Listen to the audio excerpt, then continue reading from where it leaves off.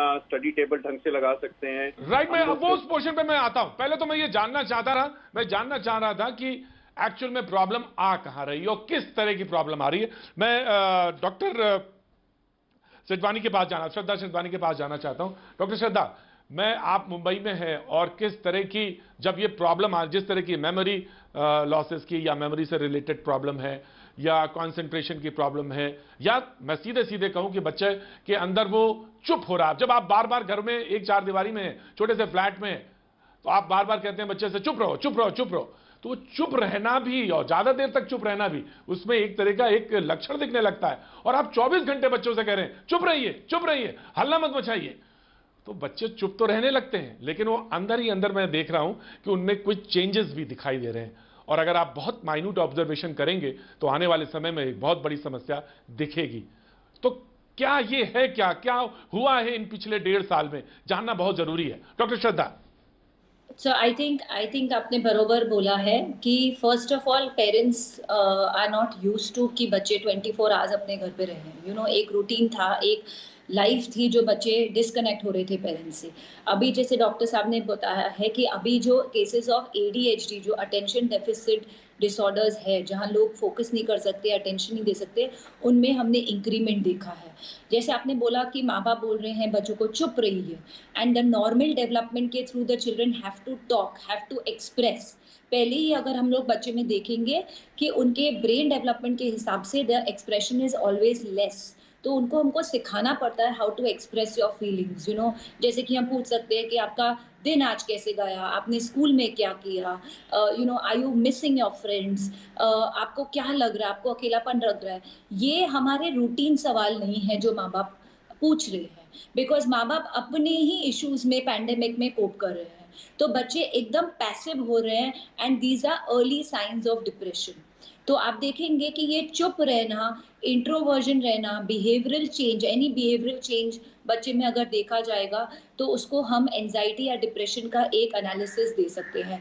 Also मुझे add करना है यहाँ पर कि कहीं कहीं बच्चे लोग ने बिकॉज उनको फोकस नहीं हो रहा है, बिकॉज उनका फ्रस्ट्रेशन लेवल्स इतना हाई हो रहा है, वो सोशल मीडिया और इंटरनेट में अपने आप को डिस्ट्रैक्ट कर रहे हैं। अभी ये क्या होता है, ये उनकी एक कोपिंग स्ट्रेटेजी है। मैं इस पे आ रहा हूं, इस इशू पे तो आ रहा हूं, मैं बिल्कुल इसी पे आ रहा हूं। डॉक्टर श्रद्धा, मैं इस पे बिल्कुल आ रहा हूं, क्योंकि सब बच्चों के हाथ में आजकल मोबाइल है और इंटरनेट की तरह, लेकिन वो कितनी बड़ी समस्या बनती जा रही, वो भी एक, और बच्चों के विकास क्रम में वो कितना बड़े बाधा भी है एक तरह से, उस पर भी हम बात करेंगे। लेकिन चाहत शर्मा हमारे साथ एक स्टूडेंट है, फोन लाइन पे जुड़ रहे हैं जी। चाहत शर्मा जी, बोलिए। शेड्यूल बहुत डिस्टर्ब हो चुका है।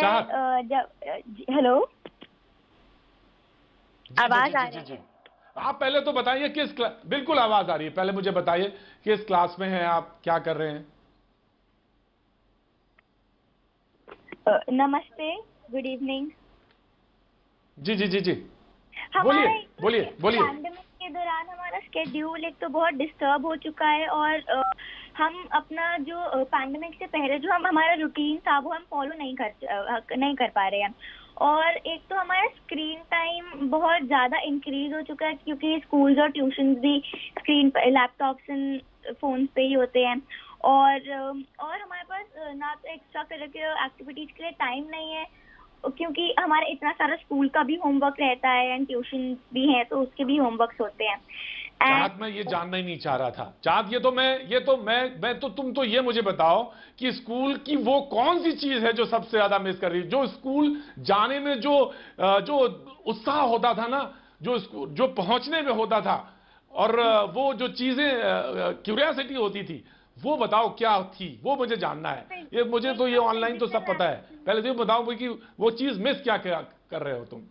एक तो फिजिकल एक्टिविटीज बहुत थी हमारे स्कूल में, एंड टीचर्स से मिलना, फ्रेंड्स से मिलना, एंड पूरा जैसे कोर्ट था हमारे, मतलब बहुत डिफरेंट कोर्ट्स थे, तो उधर खेलना, that I am missing a lot.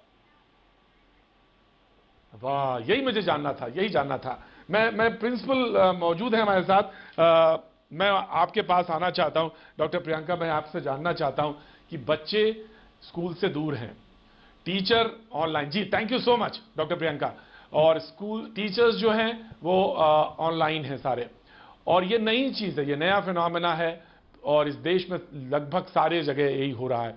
मैं इस बात पर जरूर बात करूंगा कि बहुत सारी जगह ऐसी दिक्कतें आई हैं जहां पे जिन स्कूल्स में जो बच्चे इंटरनेट से नहीं जुड़ सकते हैं, जहां पे एक मोबाइल की समस्या है, वो भी एक बड़ी देश में एक समस्या है, लेकिन मैं तो अभी ऑनलाइन क्लासेस की ही बात कर रहा हूं।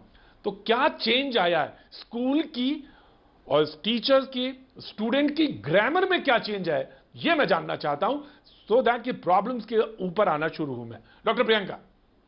Thank you so much sir. बहुत ही रेलेवेंट विषय आज है हमारे सामने और इसको हमें समझने में एक छोटी सी बात पहले समझनी जरूरी है कि स्कूल एक्चुअली एक बाउंड्री वॉल या क्लासरूम्स को नहीं कहा जाता। स्कूल एक एनवायरनमेंट है, उसमें रिलेशनशिप्स हैं, उसमें सोशल इंटरेक्शंस हैं, उसमें इमोशनल कनेक्शंस हैं। अब जब स्कूल ऑनलाइन है तो हम आपस में देख तो पा रहे हैं, लेकिन इमोशनल कनेक्ट और सोशल कनेक्ट जो है वो ग्रॉसली मिसिंग है, जिसकी वजह से हल्का सा हमें लगता है कि हल्का नहीं, I must say it's a huge difference. लेकिन वहां पर हमें दिक्कत यहाँ समझ में आती है कि आप फिजिकली एक दूसरे की प्रेजेंस को नहीं समझ पा रहे, फील नहीं कर पा रहे। फीलिंग बहुत इंपॉर्टेंट है बच्चों के लिए, एक प्रेजेंस बहुत इंपॉर्टेंट है। हमने कभी नहीं सोचा था कि हम स्क्रीन के आसपास बैठ के बच्चों को, छोटे बच्चों को, बड़े बच्चों को इस तरीके से इनसे बात करेंगे या इस तरीके से पढ़ाएंगे। और जब शुरुआत में पैंडेमिक में हमको समझ में आया कि हमें ऑनलाइन जाना है, तो हम क्लासरूम उठा के कंप्यूटर पे ले आए। हमने वो कोशिश करी कि जो हम क्लास में पढ़ाते हैं वो हम कंप्यूटर से पढ़ाएं। वहां पर इंटरेक्शन का गैप बढ़ता गया। और जो जैसे डॉक्टर साहब आज कह रहे हैं, मैम ने भी कहा है कि कहीं ना कहीं हम कंटेंट बेस्ड हो गए कि इनको पढ़ाना है, इनको ये चीजें बतानी है।